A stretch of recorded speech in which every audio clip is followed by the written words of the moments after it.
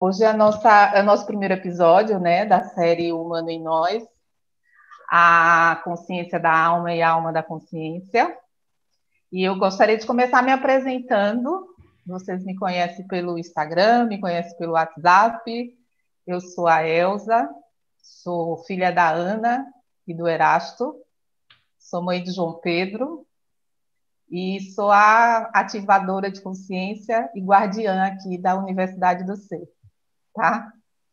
A Universidade do Ser é um movimento. Eu digo que é um movimento porque a gente não está fixo e não está preso a nenhuma ideologia, a nenhuma religião. A gente está a serviço da consciência. E o objetivo da Universidade do Ser é abrir espaços para ativar e sustentar um campo de consciência que possibilite com que a gente avance nas transformações, seja enquanto indivíduo, né, são transformações internas, e também enquanto coletivo, né, que são as transformações externas. Eu não acredito que uma transformação fora possa acontecer sem que antes a gente transforme dentro, tá? E como isso é um objetivo muito ousado, eu conto com um time de parceiros aí incríveis. E hoje quem vai estar com a gente é a Karina. Eu vou deixar que ela mesma se apresente. Algumas pessoas que já estão aqui já a conhecem. E conte para a gente o que ela trouxe para nos contemplar hoje aí nessa trilha. Karina, obrigada, seja bem-vinda. Começar agradecendo, né, todos que estão presentes, muitos queridos conhecidos e muitas pessoas novas.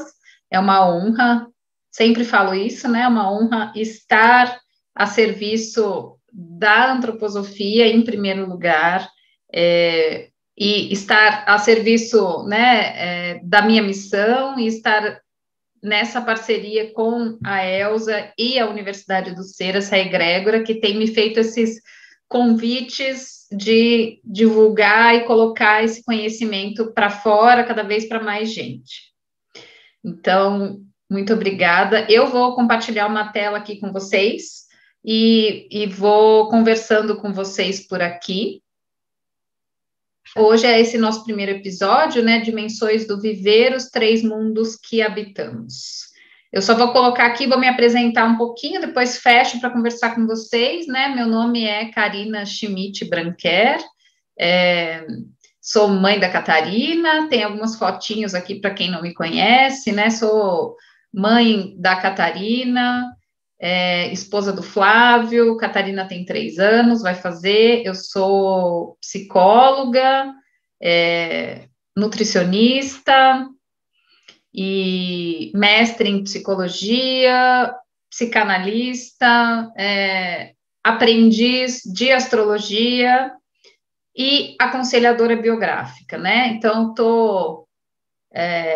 sou uma geminiana com ascendente em Sagitário, Lua em Áries, para quem conhece, estou sempre em busca de conhecimento, estou prestes a fazer 42 anos e estou a serviço de usar, né, esse conhecimento vindo da antroposofia para ampliar essa busca humana pelo sentido da vida. Então, essa é um pouquinho da minha história. Então, vamos lá. Né, eu vou começar um pouquinho, né, então, os mundos que habitamos, né, o humano em nós, e aí a gente vai fazendo um caminho de aprofundamento, né, de afunilamento desse tema tão amplo, né, então, para isso eu preciso situar vocês nesse contexto, por isso que a gente pensou também num caminho de 4 episódios, para a gente conseguir digerir um pouco isso, né. Então, o que é antroposofia, né? Porque eu estou falando aqui de antroposofia e a gente precisa pelo menos situar, porque muita gente não conhece, né?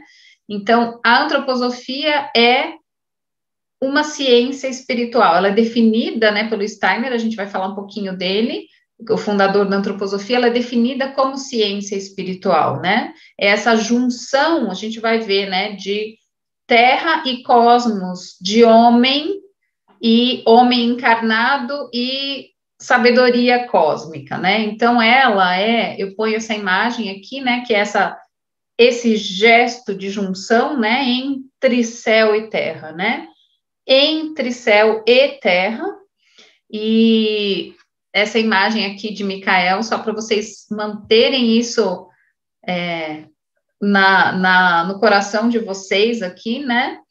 E então ela né, uma ciência que é um modo da gente conhecer, né, e ter consciência do mundo, né, um método de acesso ao conhecimento, e ela é ampliada por essa visão espiritual, né, então ela está a serviço desse gesto, e ao mesmo tempo ela uma filosofia, ela é um caminho de conhecimento espiritual, uma corrente espiritual, e ela é um caminho de conhecimentos esotéricos com S, esotéricos tem a ver com esses conhecimentos ocultos, né, espirituais. Então, o nome vem de Anthropos e Sofia.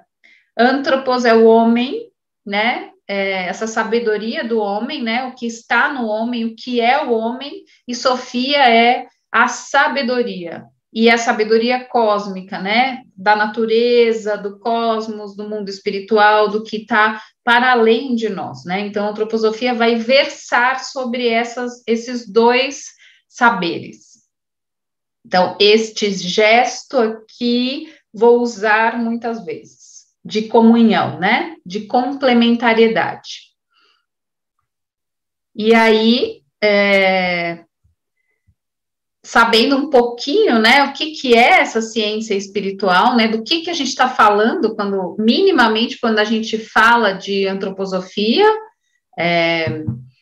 a gente, então, está falando desse método de conhecer o mundo, conhecer a si mesmo, conhecer as leis que regem esse mundo e a nós mesmos, e ela foi trazida ao mundo pelo Steiner, né, pelo Rudolf Steiner, que foi um filósofo austríaco, né, ele nasce em 1861, vai falecer em 1925, e ele, bem naquele boom da virada do século, né, onde muitos pensadores ali, principalmente na Europa, na Alemanha, na França, eles estavam, né, todos trazendo novos paradigmas para a humanidade, né, então Freud, o Einstein, o Jung são exemplos, né, mas tem muitos outros, e o Steiner, então, nasce nesse boom, fala alemão, né, escreve e dá as palestras em alemão, ele diz que ele precisa dessa língua para se estruturar, e aí ele tem esse caminho acadêmico, né, ele vai se formar em filosofia, e vai fazer um caminho de pesquisa através do pensar, né, desse caminho cognitivo. Então, ele tem esse momento, né, ele sempre fala que ele gostaria que as pessoas sempre vinculassem, quando vão falar de antroposofia, falar dele, né, do caminho dele, porque é um caminho coerente com essa linha de conhecimento que ele nos deixou, né, então ele faz um caminho acadêmico, cognitivo pelo pensar, ele vai fazer o doutorado em filosofia, né, ele começa a trabalhar nessa obra dele fundamental, que versa sobre a ideia de liberdade, e aí, no doutorado dele, dos anos 30 aos 33, ele escreve a tese dele, que ele vai chamar de Ciência e Verdade, e depois ele publica como A Filosofia da Liberdade, que é aquele livrinho ali que está na imagem, e ele diz que se queimarem todos os livros dele, pode ficar só A Filosofia da Liberdade, que é a estruturação fundamental da teoria, né, dessa visão de mundo antroposófica está ali, e ali ele vai conversar com as escolas de pensamento filosóficas e vai introduzir essa noção de que a gente é livre, enquanto homens, no âmbito do pensar. E ele vai, ao mesmo tempo, ele faz um caminho, né, de sistematizar as obras científicas do Goethe, e aí ele encontra um método, né, uma metodologia de acesso ao conhecimento, que ele é a fenomenologia, né, mas uma fenomenologia inspirada no Goethe, então Goethe é muito importante para o caminho dele, e ele também vai fazer um caminho na sociedade teosófica, que é uma sociedade esotérica, né, de ciência esotérica e de conhecimento cósmico também, né, da Blavatsky, da Annie Besant, para quem conhece um pouco.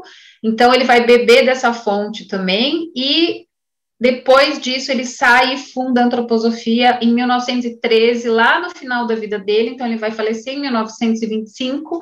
Então, a antroposofia vive como antroposofia nos 12 últimos anos da vida dele, onde ele vai estar muito ativo. Ele funda o Goetheano, a Sociedade Antroposófica, que dá o nome de Goetheano por conta do Goethe, né, do gratidão que ele tem pelo Goethe, e ele vai dar muitas palestras, ele vai escrever muitos livros, muitas palestras são transcritas, então ele deixa uma obra de quase 400 livros, muitos não estão traduzidos ainda, né, e é uma obra que vai fecundar muitas áreas de conhecimento. Então, a medicina, a pedagogia, a psicologia, a agricultura, a farmácia, a religião. Então, são práticas e teorias ampliadas pela antroposofia por essa visão do mundo suprassensível espiritual. Então, e aí ele vai falecer com quase 64 anos, tem uma vida curta, mas muito engajada e produtiva. Então, aqui é a carinha dele, para vocês conhecerem. Aqui o Goetheano fica na Suíça, em Dorna. É escola também chamada de Escola Superior Livre para Ciências do Espírito, né? E ali todas as sociedades nacionais conversam com o Goetheano, então é uma estrutura muito bem organizada. E aí, aqui, partindo do amplo e indo para o micro, vou, né, nesse caminho de contar para vocês, então, como que, aonde que está o suporte para a gente falar, né, desses 3 mundos que habitamos, e muito desse suporte está nesse senhor aqui, contemplativo, que é o Bernard Leverhulme. Ele nasceu em 1905 e vai falecer em 1922, né, muito próximo de nós, veio ao Brasil muitas vezes, né, e ele foi, então, esse psiquiatra holandês que se debruça sobre a obra do Steiner e sistematiza o conhecimento que ele deixa sobre as fases da vida, sobre as leis que regem a biografia humana. E aí ele vai conversar com as escolas de pensamento psicológicas e lança esse livro mais para o final da vida dele, que chama Fases da Vida, Crises e Desenvolvimento da Individualidade, que eu aconselho muito. E nesse livro ele vai falar da imagem espiritual do homem como sendo essa imagem biográfica do homem, né? A gente vai falar um pouco mais sobre isso daqui a pouquinho. E, então, tem lá a filosofia, o Steiner vai vindo para a prática, vai se encarnando, né? Esse gesto aqui, né? A sabedoria vai se encarnando, juntando essa sabedoria com o que a gente faz na Terra, né? Então, o Leverhulme se debruça e sistematiza, e a Gudrun, que é essa senhora aqui, que está viva, brasileira, com 91 anos, nasce em 1929, né, eles dão sequência nesses trabalhos. Ela vai lançar esse livro, que chama Tomar a Vida nas Próprias Mãos. E o que ela vai fazer, né? Então, o Steiner deixou todo esse campo, né, da ideia, do pensar, né, desse tradução da organização do mundo espiritual, de como a gente faz para acessar esse mundo e fecundar a ciência e a nossa vida com esses conhecimentos, e essa imagem holística, né, sobre o mundo e sobre o homem. O Leverhulme se debruça sobre isso, sistematiza isso, e a Gudrun transforma isso também, vai se debruçar sobre os escritos do Steiner, vai conversar, vai conhecer o Leverhulme, e vai transformar isso em processo, né, onde a gente pode aplicar essas leis, esse conhecimento na nossa própria biografia. Então, ela vai lançar vários livros. Esse livro, Tomar a Vida nas Próprias Mãos, é um livro basilar, assim, que é um livro que eu aconselho muito, inclusive, para leigos, e ela vai se dedicar, ela é uma médica antroposófica, e é responsável por trazer muitos impulsos antroposóficos do continente europeu para o Brasil, e ela vai também escrever sobre a biografia, sobre essa metodologia biográfica que vai formar aconselhadores biográficos. Então, ela funda a primeira escola de aconselhamento biográfico no Brasil, hoje são 4, e no mundo são 25 escolas, né? E ela vai ser uma das principais autoras nesse tema. Então, ela diz que ela é a mãe da metodologia biográfica e o Liverhood é o pai, né? E tudo vem ali do Steiner. Então, ela vai colocar mais ainda na prática. Tá viva, atuante, uma sagitariana aí que tá muito comprometida com o fazer, né? Então, aqui, e aí a gente chega nesse lugar da curva biográfica, né? Desses 3 mundos, né? O que quer dizer isso, né? Esse homem, a nossa vida, né? E nós, enquanto seres humanos, a gente vive em 3 dimensões. Então, tem uma frase, né, do Lex Boss, que ele fala, né? Somos seres híbridos, estamos em casa tanto na Terra quanto no mundo espiritual. E essa curva, ela esquematiza essa junção, de novo, entre Terra e mundo espiritual, né? O que é esse caminho de junção, né? O que somos nós, esses seres híbridos, né? Então, aqui é a chamada curva biográfica. Deixa eu tomar um golinho de água. Então, aqui são os 3 mundos, né? É o mundo do amadurecimento biológico, o mundo físico, que a gente vê, sente, material, concreto. E na nossa constituição, é o nosso corpo físico biológico, o mundo psíquico ou da alma, né, que é essa linha de desenvolvimento da personalidade, dos nossos sentimentos, das nossas simpatias e antipatias, de como a gente se reconhece enquanto ser que tem uma história, que vive, que tem sofrimentos, alegrias, vontades, um jeito de reagir ao mundo, né, guarda, né, os nossos sentimentos e o que anima a gente, ou o que deixa a gente ali para baixo, seria o ego, né, seria o ego encarnado. E esse terceiro mundo seria o mundo da curva da individualidade espiritual, do eu superior, né, do nosso espírito. Para a antroposofia, alma é diferente de espírito, né? Então, seria essa parte eterna em nós, que vai se encarnando, vai encontrando o seu caminho na Terra, encontrando o seu caminho, né, dentro de nós, e vai norteando os nossos passos na vida, né? Tem essa linha de sentido do que essa individualidade eterna veio fazer aqui nesta vida. Deixa eu mudar a telinha aqui, só para dar essa noção para vocês, né? Então, o Liverhood, ele vai se debruçar sobre isso, né? E ele diz, né, a imagem biológica do homem, a imagem da medicina, é a imagem bem materialista no sentido do visível, da matéria, né? Da medicina tradicional, né?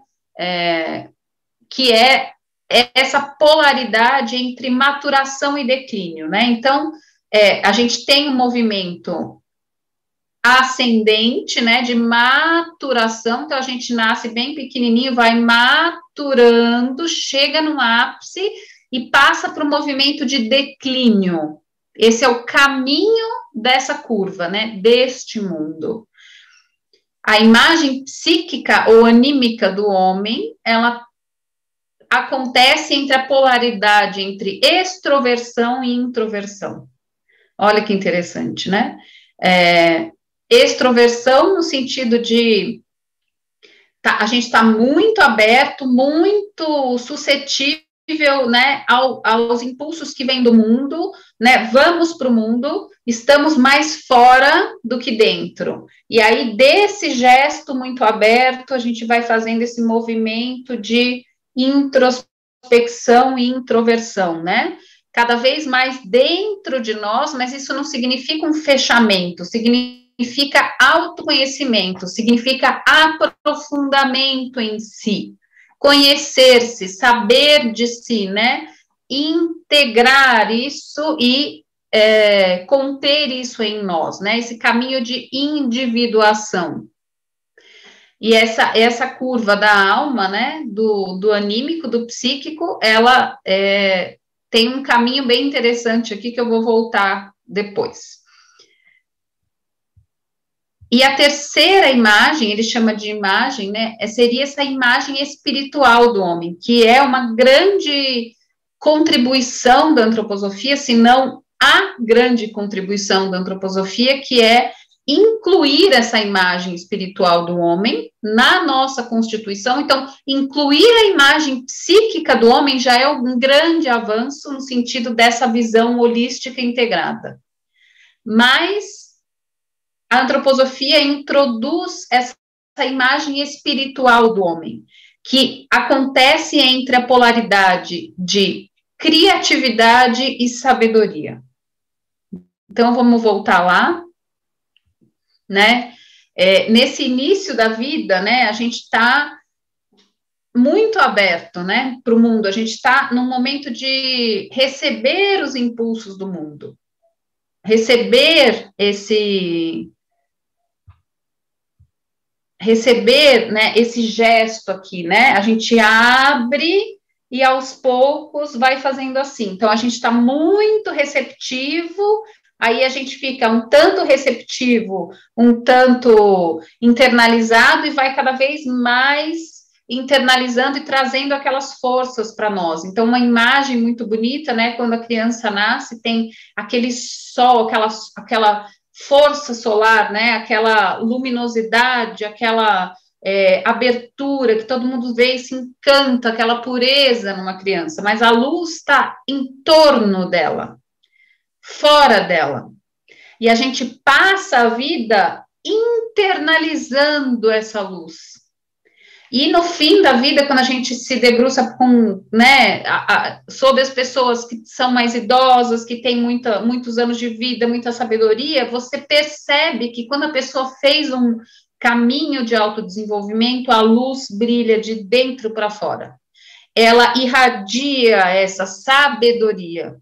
Então, a gente passa, né, entre essa polaridade de trocar com o mundo, de conhecer quem eu sou, aonde é que está essa minha individualidade, onde está aquilo que é próprio meu. Então, a gente vai trocar com o mundo nessa criatividade e a gente vai internalizando essas habilidades, esses padrões, esses impulsos que são meus, e aí a gente pode transformar isso em sabedoria, a gente vem doar para o mundo aquilo que a gente lapidou, né? E esse eu, ele começa vindo devagarinho, né, mostrando aos poucos a sua cara, e quanto mais na maturidade a gente chega, mais ele fica evidente. E isso depende muito do trabalho que a gente vai fazer com a alma, né? Isso a gente vai trabalhando, a gente chamou essa série, né, Elza, de O Humano em Nós, a consciência da alma e a alma da consciência, porque a gente vai olhar muito para essa dimensão desse trabalho com a alma, para que tanto o físico esteja bem no caminho entre maturação e declínio, a gente sustente essa vitalidade, e a alma pode ser esse cálice, né, esse lugar de apoio para o espiritual, de contato e apoio para o espiritual, né? Então, a alma precisa estar muito bem trabalhada para que esse espírito, para que essa individualidade possa encontrar lugar e condições para se expressar e fazer esse caminho de travessia entre ser muito criativo, que é uma criança saudável, ela é muito criativa, e chegar ao ponto da sabedoria, de dar isso que ela veio cultivar para o mundo.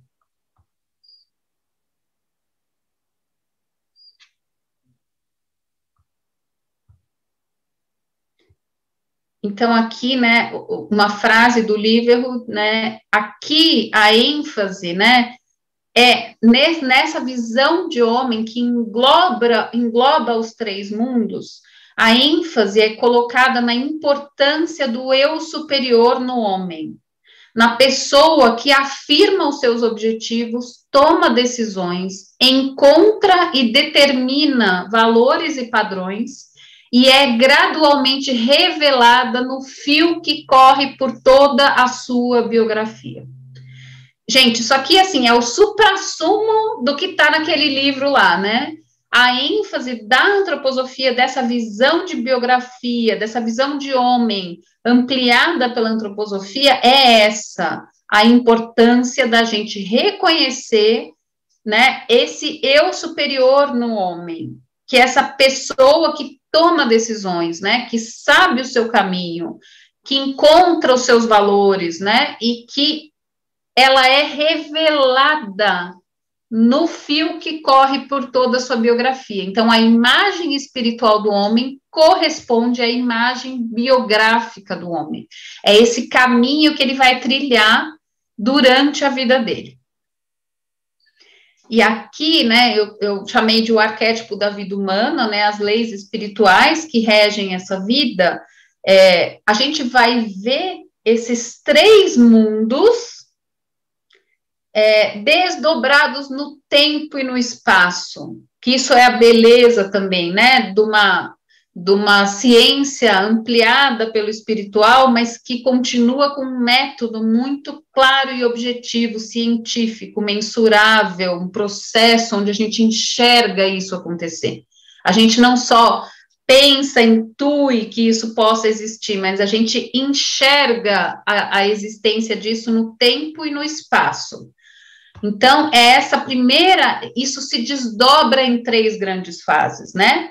Aqui, para vocês terem a ideia, né, a fase os primeiros 21 anos da biografia, a gente está desenvolvendo a curva biológica, a gente vai desenvolver, gente, a vida inteira, as três estão lá unidas, né? Mas dentro da nossa vida humana, a gente tem um tempo onde a ênfase está no primeiro mundo, no mundo biológico. Um segundo tempo onde a ênfase está no mundo anímico, psíquico, e um terceiro momento onde a ênfase está no mundo espiritual, na curva espiritual, embora elas estejam sempre interligadas, né? Então, esse tempo, aqui, né, vou só passar para frente, depois volto, esse tempo que o Steiner traz, a gente vai olhar isso com mais calma, principalmente na trilha, né, dessa grande lei espiritual que rege a vida, o caminho da vida, que divide a vida entre os 0 e os 63 anos, né? São 9 setênios, 9 grandes períodos de 7 anos, nesse grande tempo, passo de tempo, para a gente dar conta de se desenvolver, de amadurecer nesses 3 níveis. Então, por isso tem esse corte do 0 ao 63, e aqui dentro desse tempo, tem esse desenrolar e desenvolver dos 3 mundos que a gente habita e que nos habitam, né? Então, do 0 aos 21, 21, 42, 42, 63. Então, o que isso quer dizer, né? Essa curva do desenvolvimento do corpo, então a gente vai levar 21 anos, 3 setênios, para desenvolver os corpos físicos, né? Que a gente vai olhar amanhã, que é corpo físico, etérico, astral e o eu, né? Então, os corpos que nos habitam, né? A curva biológica, ela é a principal nesse início da vida, né? Porque ela vai fazer aquele caminho de up, né? De grande metamorfose, né? De um bebezinho para uma pessoa adulta capaz de gerenciar a própria vida, né? Com um eu que chegou e tomou posse de todos esses instrumentos. Então, nessa primeira fase, a gente está construindo o nosso instrumento, né? Que é o biológico, que vai dar sustentação para a gente na Terra, para depois receber essas outras instâncias, que é a alma e o espírito, para a gente conseguir fazer o que a gente veio fazer aqui na Terra enquanto seres híbridos, né? Então, nesse primeiro momento, a gente está no up biológico. Depois, no segundo momento, a partir dos 21, tem uma crise de individualidade, ali, de identidade, o eu chega e essa pessoa é capaz de dirigir a própria vida, esse eu superior, né, e ela vai passar por essa dimensão onde o up está na alma. São 3 setênios de desenvolvimento e maturação e aprofundamento da alma, que a gente vai falar dessas 3 dimensões da alma.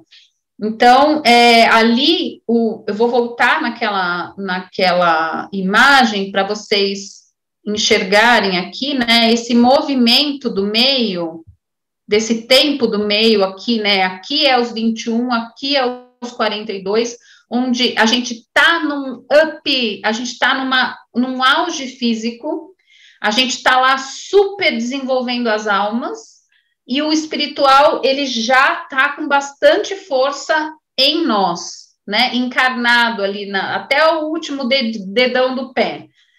Então, esse tempo é muito importante, né, é um tempo onde a gente vai trocar com o mundo, a gente vai afinar esse instrumento, a gente vai, né, essa de dar e receber, de encontrar meu lugar no mundo, ver quem eu sou, fazer esse processo de autoeducação, de perceber, nossa, mas isso aqui é meu, isso aqui não é, isso é da minha família, isso sou eu, isso aqui eu não quero levar como legado, isso aqui eu quero levar, qual é o meu lugar, a gente vai enraizar no mundo, né, nesse período do desenvolvimento da alma, principalmente.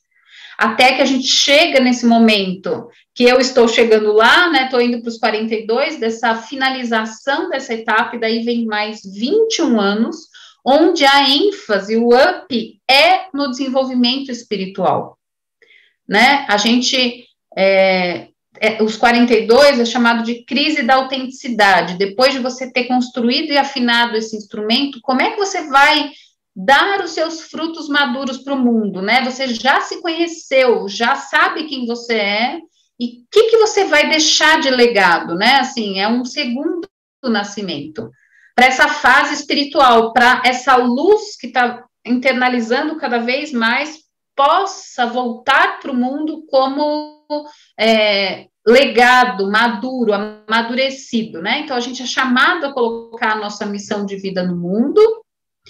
E aí, esse movimento aqui da alma, né, que eu falei que eu ia voltar nele, né, essa alma, ela tem, então, o biológico, ele vai para o declínio, né, naturalmente, o espiritual, ele tende a ficar cada vez mais forte, a força motriz não está mais no corpo físico, ela está ou deveria estar no corpo espiritual, no eu superior, né, essa nossa motivação interna do que a gente veio fazer aqui, né, e cada vez essa fase altruísta, eu sempre falo que é espiritual e ou social, porque a gente está mais preocupado, ou deveria estar, né, com o mundo, com os outros, com o que a gente pode deixar de contribuição aqui, né, de dar, nessa terceira fase, né?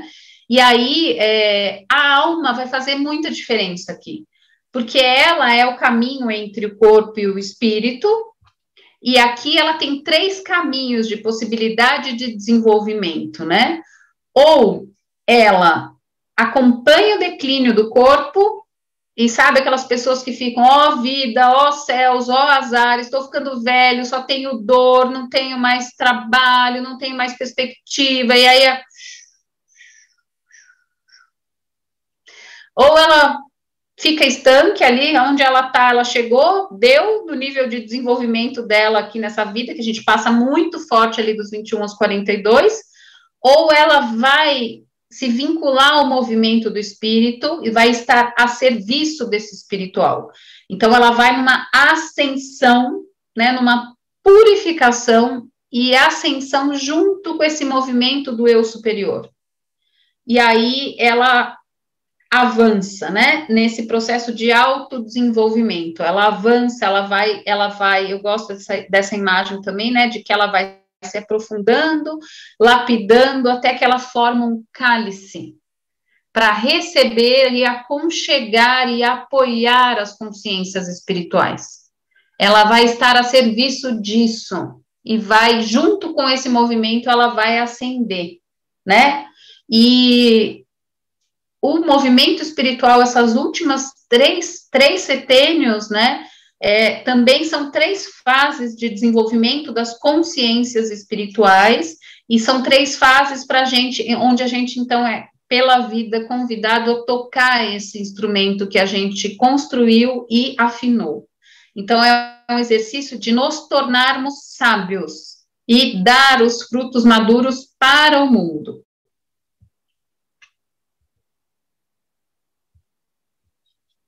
E depois dos 63, exercitar a sabedoria, né? E aí dar as obras maduríssimas, porque daí a gente está com os 3 mundos ali já compostos, amadurecidos e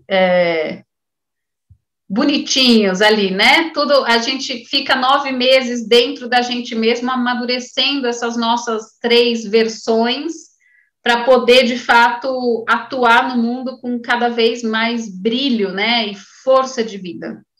Aqui eu não vou entrar, é só para vocês terem uma imagem. A Elza, inclusive, vai mandar isso como um dos materiais, né, para vocês terem como referência, mas aqui, os créditos a Milene Mizuto, uma grande amiga, aconselhadora biográfica, que fez essa maravilha de síntese das fases da vida. E aqui esse caminho das 3 curvas, né, do espiritual, do biológico e da alma, e como cada fase da vida, dentro dessas 3 grandes fases, cada setênio tem o seu chamado de consciência e está a serviço de um passo a mais de amadurecimento e ampliação da consciência nesse nosso caminho de iniciação, né, que é a vida, né, de sermos humanos e ancorarmos o humano em nós. E entre todos esses setênios está esse fio vermelho, né? Esse fio do caminho espiritual do homem, dessa imagem biográfica, né? Como o Liverwood chama aqui, né? Esse eu superior é gradualmente revelado no fio que corre por toda a biografia. Então, vou fechar essa aula com essa frase dele, que eu achei maravilhosa, revisitando, né, pela 10ª vez o Fases da Vida, no que concerne a sua mais profunda psique, o homem moderno, na sociedade materialista de hoje, ele escreveu isso em 1984, hein? Acha que embarcou numa viagem através do deserto. Sua sede pode ser aplacada somente pela atenção repetida à provisão de conceitos e sentimentos que dão sentido à sua existência e colocam a totalidade da sua própria humanidade num mundo, tanto humano quanto espiritual, de valores estéticos e éticos. Uma compreensão das fases da vida humana pode tornar-se uma trilha através do deserto e pode começar a dar sentido à existência. Eu acho essa aula muito linda desses mundos. Eu preciso dizer que eu sou apaixonada por essa aula. Tem uma pergunta aqui, você está me ouvindo? Eu estou.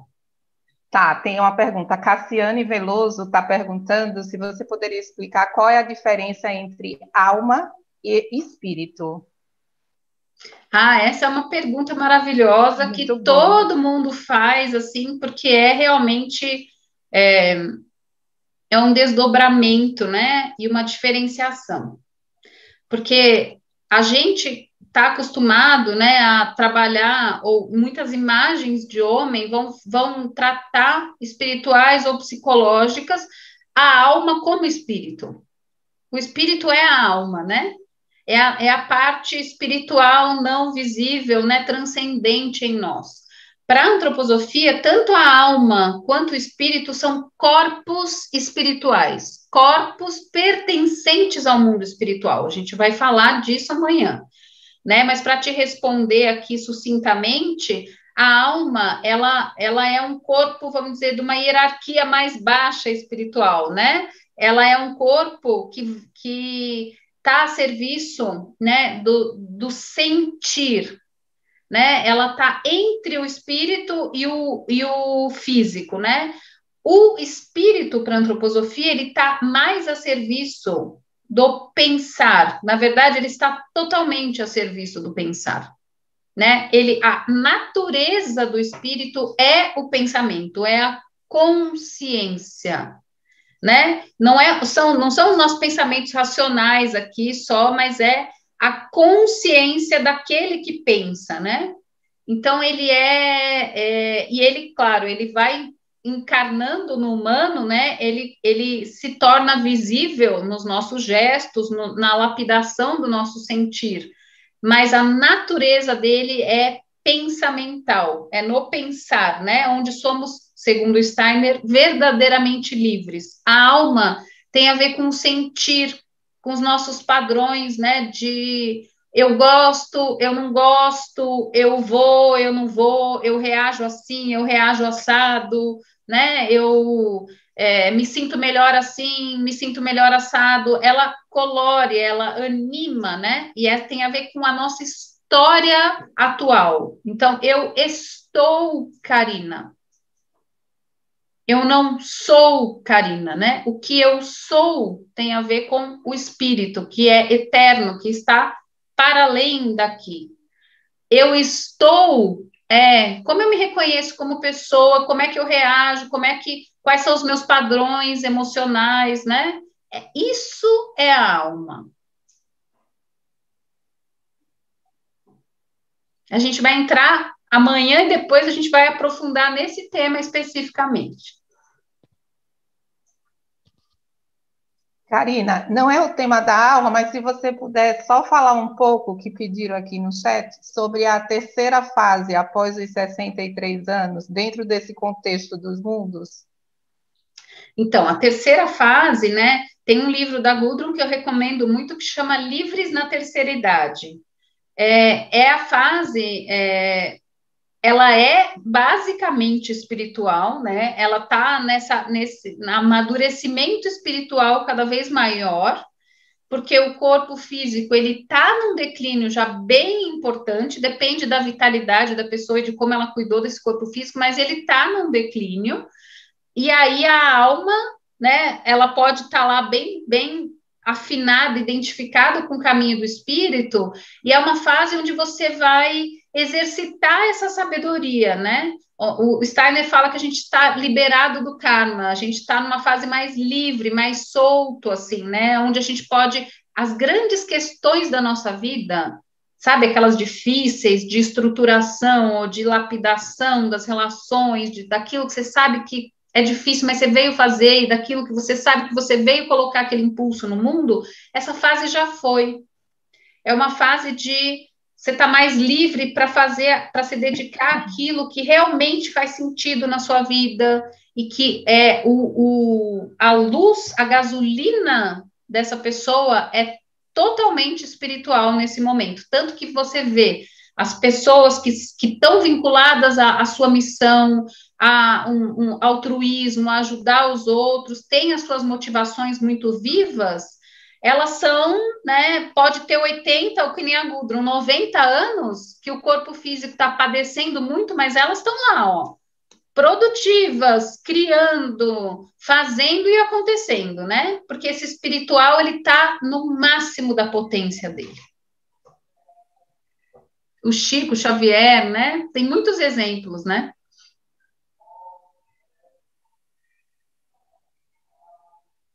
Se encontra aqui para o episódio 2, né? Onde a gente vai saber dos corpos, não é isso, Karina? Isso, são os corpos que habitamos, né? Essas dimensões do ser, a gente vai desse amplo cada vez mais para o homem, né? Como é que esse homem contém em si toda essa amplitude, né? Desse cosmos, do macrocosmos nele mesmo, e como que a gente faz para identificar na gente esses corpos que não são visíveis, né? Esses três mundos estão encarnados em nós. Isso é a beleza da antroposofia, né, Elza? Assim, eu sou apaixonada, assim, constantemente, porque é uma beleza que tem a ver com a verdade. E aí é atemporal, né, multifacetada e traz muito sentido. Então, agradeço muito, como eu disse no início, de poder falar em nome desse saber. E te agradeço muito, Elza, também por esse convite e pelas pessoas que estão aí.